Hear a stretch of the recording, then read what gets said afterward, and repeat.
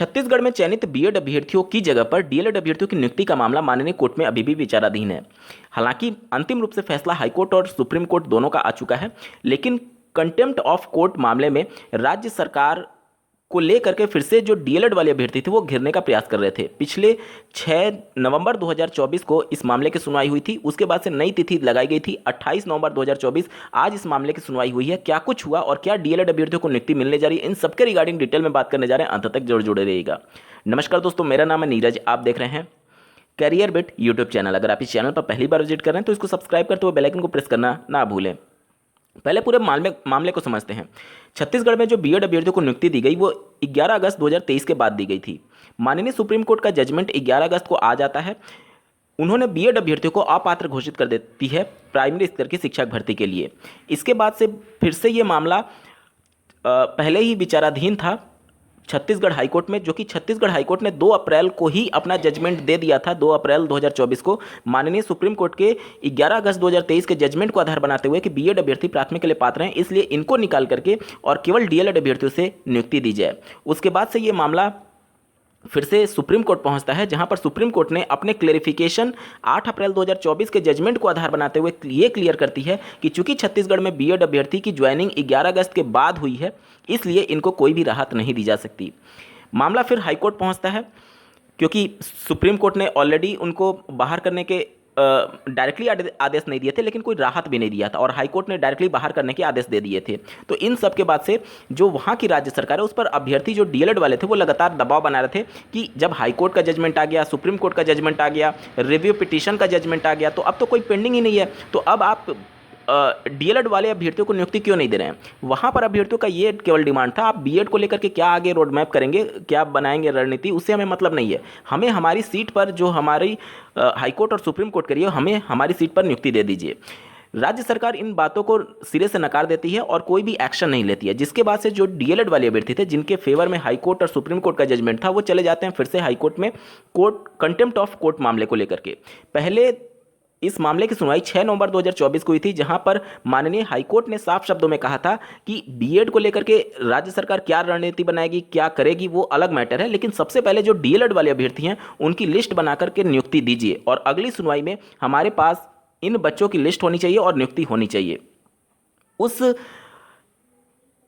6 नवंबर 2024 के सुनवाई में जो अगली डेट लगाई गई थी वो 28 नवंबर 2024 की लगाई गई थी, यानी आज ही के दिन। अब आज की सुनवाई में क्या हुआ उसके बारे में बात कर लेते हैं। सबसे पहले जो स्टेट गवर्नमेंट के एडवोकेट थे, यानी जो राज्य सरकार को प्रेजेंट कर रहे थे, उनके द्वारा ये कहा गया कि सर, कंटेम्प्ट ऑफ कोर्ट मामले पर अभी कोई फैसला नहीं दिया जा सकता, क्योंकि हम इस मामले को रिव्यू कराना चाहते हैं। और उन्होंने एक केस फाइल किया था 27 नवंबर 2024 को, यानी आज से लगभग एक दिन पहले की बात ये है। अब हाईकोर्ट ये देख करके कहती है कि अभी तो मामला पेंडिंग है। उस पर जो डीएलएड के जो एडवोकेट थे उन्होंने अपना पक्ष ये रखा कि जब इस प्रकार के रिव्यू पिटीशन में जब कोई नोटिस इशू होता है तब उसे पेंडिंग माना जाता है। अभी तो ये इनका केस केवल फाइल हुआ है, केवल डायरी नंबर मिला है, अभी केस नंबर तक नहीं मिला है, तो अभी इस पर क्या चीज़ें होंगी इनको पेंडिंग नहीं कहा जा सकता। और साथ ही साथ उन्होंने ये भी कोर्ट को अवगत कराया कि ये कोई पहला मामला नहीं है कि रिव्यू के मामले को लेकर के कोर्ट को गुमराह किया जाना या फिर मामले को और पेंडिंग कराना। इससे पहले 4 राज्यों के मामले रिव्यू पिटीशन के तौर पर जा चुके हैं, जिसे माननीय सुप्रीम कोर्ट ने खारिज कर दिया है। उन्होंने साफ शब्दों में माननीय सुप्रीम कोर्ट का वर्डिक्ट पढ़ाया, हाईकोर्ट का भी वर्डिक्ट पढ़ाया, जहां पर साफ शब्दों में लिखा था इस प्रकार के रिव्यू पिटीशन को वो सिरे से खारिज करते हैं। इसके बाद से हाईकोर्ट ने कहा कि वो काफ़ी सख्त लफ्ज़े में वो जो सरकार के वकील थे उनको कह रहे थे कि आप सिर्फ टाइम वेस्ट कर रहे हैं, टाइम वेस्ट किया जा रहा है इस पूरे मामले को लेकर के, क्योंकि कहीं ना कहीं माननीय हाईकोर्ट भी ये समझ चुकी थी कि स्टेट गवर्नमेंट जो है वो रिव्यू पिटीशन के मामले में इस पूरे जो कंटेम्प्ट ऑफ कोर्ट वाला मामला था इसको और ज़्यादा पेंडिंग करना चाहती थी। क्योंकि अगर आप देखेंगे तो रिव्यू पिटीशन में हाईकोर्ट में भी राज्य सरकार जा चुकी है और सुप्रीम कोर्ट में भी जा चुकी है। जब सुप्रीम कोर्ट से जब रिव्यू पिटीशन खारिज हो गया तो फिर हाईकोर्ट सुप्रीम कोर्ट के बियॉन्ड तो जाएगी नहीं। ये सारी चीज़ें छुपा ली जाती हैं, जब भी इस प्रकार की चीज़ें होती है तो ये सारी चीज़ें छुपा ली जाती है। जैसे छत्तीसगढ़ में अगर आप देखेंगे तो बीएड के फेवर में सुप्रीम कोर्ट ने फैसला दिया कि आप इनको काउंसलिंग में शामिल कराइए, वहाँ पर भी कुछ डेटा छुपा लिया गया जिसकी वजह से उनके फेवर में फैसला आया। एग्जैक्टली अगर आप देखेंगे तो सुप्रीम कोर्ट ने ही 11 अगस्त को जजमेंट दिया था और उस समय बीएड अपात्र था।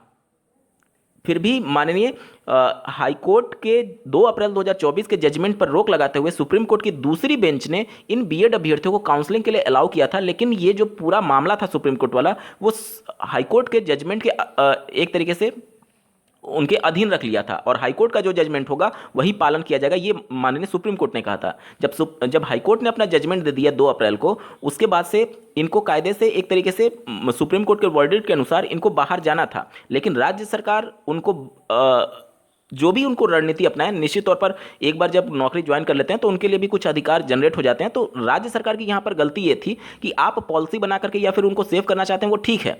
हाईकोर्ट ये कह रही है कि पहले एटलीस्ट इन बच्चों को तो आप नियुक्ति दीजिए जो 2 साल 4 साल से लगातार भटक रहे हैं, उनको आप नियुक्ति दीजिए, क्योंकि उनके फेवर में हाईकोर्ट का भी फैसला और सुप्रीम कोर्ट का भी फैसला है। राज्य सरकार गलती यहां पर यह कर रही है कि ना तो हाई कोर्ट की सुन रही है और ना ही सुप्रीम कोर्ट की सुन रही है। कंटेम्प्ट ऑफ कोर्ट वाला मामला आता है तो उससे बचने के लिए वो एक दिन पहले रिव्यू पिटीशन लगा देती है। रिव्यू पिटीशन ऑलरेडी 4 स्टेट के कैंसिल हो चुके हैं, जिसमें सेम प्रेयर के साथ सुप्रीम कोर्ट ने साफ शब्दों में कहा है कि अब इस प्रकार का कोई भी रिव्यू जो होगा वो एक्सेप्ट नहीं किया जाएगा। जब इतना रिव्यू ऑलरेडी खारिज हो चुका है तो फिर स्टेट गवर्नमेंट की रिव्यू कैसे एक्सेप्ट हो जाएगी। इसी को लेकर के डीएलएड के एडवोकेट ने सीधे शब्दों में ये कहा कि इनका जो उद्देश्य है वो सिर्फ और सिर्फ टाइम को वेस्ट करना है, टाइम जया करना है, इनका केवल एकमात्र उद्देश्य है। इन सभी चीज़ों को लेकर के कहीं ना कहीं कोर्ट भी सख्त रूप अपनाई थी और उन्होंने भी राज्य सरकार को निर्देश दिए हैं डीएलएड अभ्यर्थियों को नियुक्ति देने के लिए। अब यहाँ पर नो डाउट अब तक राज्य सरकार को कुछ ना कुछ एक्शन ले लेना चाहिए था, बीएड के परिप्रेक्ष्य में नहीं लेकिन डीएलएड के परिप्रेक्ष्य में। एटलीस्ट आप इनको नियुक्ति दीजिए, उसके बाद से बीएड वाले को कैसे सेव करना है, क्या करना है, आप क्या करना चाहते हैं वो आप आगे एटलीस्ट कोर्ट को बताइए, वो बाद में बताइए। क्योंकि यहाँ पर जब सरकार की तरफ से जो एडवोकेट उपस्थित थे उन्होंने ये कहा कि हमें लिस्ट बनानी पड़ेगी ये सारी चीज़ें, तो उस पर भी जो डीएलएड के एडवोकेट थे उन्होंने ये कहा कि जब ये मामला सुप्रीम कोर्ट में चला था छत्तीसगढ़ राज्य सरकार के द्वारा, तो उन्होंने बाकायदा ये बताया था कि हम बीएड को बाहर करके और लिस्ट बनाएंगे।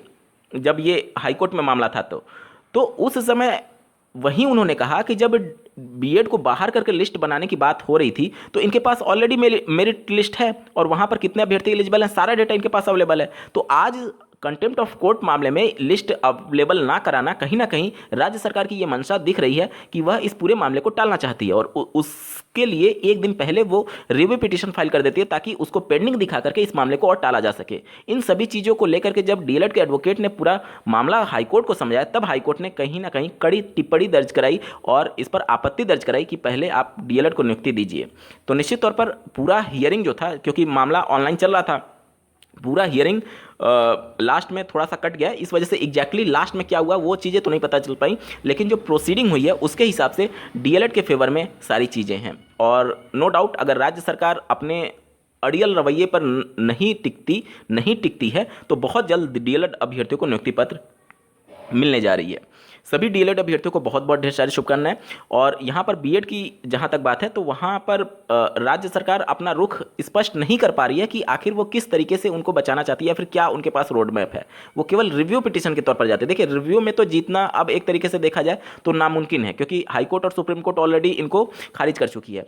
आप उनको बचाना चाहते हैं तो आपके पास रोड मैप क्या है, क्या किस रणनीति के तहत या फिर किस तरीके से बचाएंगे, वो चीज़ें अगर आप प्रेजेंट करेंगे कोर्ट के समक्ष तब जाकर के थोड़ा सा आपके फेवर में कुछ चीज़ें हो सकती हैं। क्योंकि रिव्यू के मामले में तो हाईकोर्ट और सुप्रीम कोर्ट ने ऑलरेडी अपना सब कुछ क्लियर कर चुका है, तो वहाँ पर कुछ चीज़ें पॉजिटिव शायद ना देखने को मिले। लेकिन राज्य सरकार अब पता नहीं इन चीज़ों को कितना ज़्यादा खींचना चाहती है, कितना पेंडिंग रखना चाहती है, खैर वो तो भविष्य की बात है। लेकिन ये आज की सुनवाई से क्लियर हो चुका है कि डीएलएड के लिए जल्द ही खुशखबरी आने वाली है। सभी चयनित अभ्यर्थियों को बहुत बहुत ढेर सारी शुभकामनाएं जो भी लिस्ट में आएंगे, और आपके उज्जवल भविष्य की मैं कामना करता हूँ। इस वीडियो को देखने के लिए आपका बहुत बहुत धन्यवाद। भगवान करे आपका दिन शुभ हो।